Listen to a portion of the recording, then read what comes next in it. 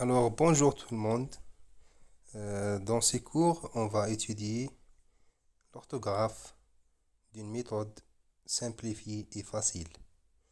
Alors, il nous a semblé que les connaissances orthographiques sont celles qui ont le plus d'applications pratiques dans la vie courante, et pourtant celles que les enfants possèdent le moins bien. Les nombreux échecs aux examens en sont le témoignage. La plupart du temps, on étudie l'orthographe sans méthode et par le seul moyen d'y dicter. Aussi, les difficultés se représentent-elles au hasard, et certaines n'apparaissent-elles même jamais. On ne concevrait pourtant pas qu'un enfant eût à résoudre des problèmes sans avoir acquis le mécanisme et le sens des opérations ou sans posséder des éléments de système métrique et de géométrie.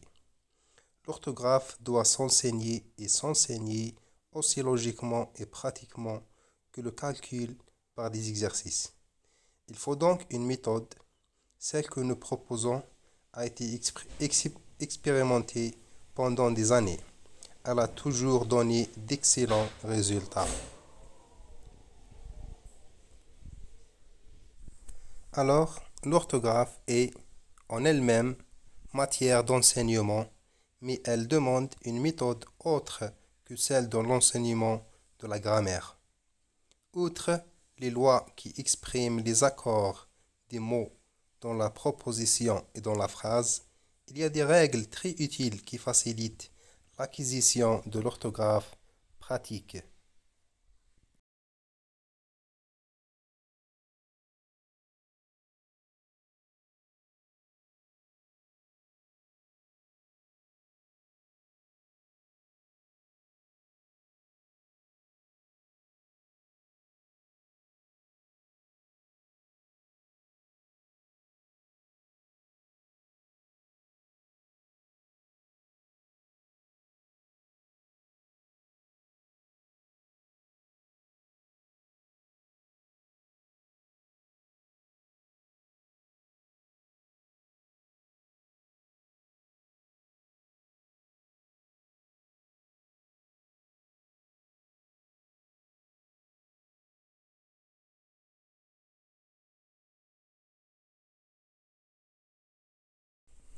Alors les cours à venir s'inspirent de ces directives.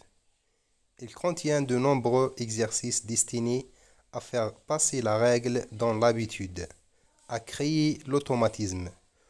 On ne saurait trop les multiplier. Il comprend trois parties bien distinctes: l'orthographe grammaticale, la conjugaison et l'orthographe d'usage.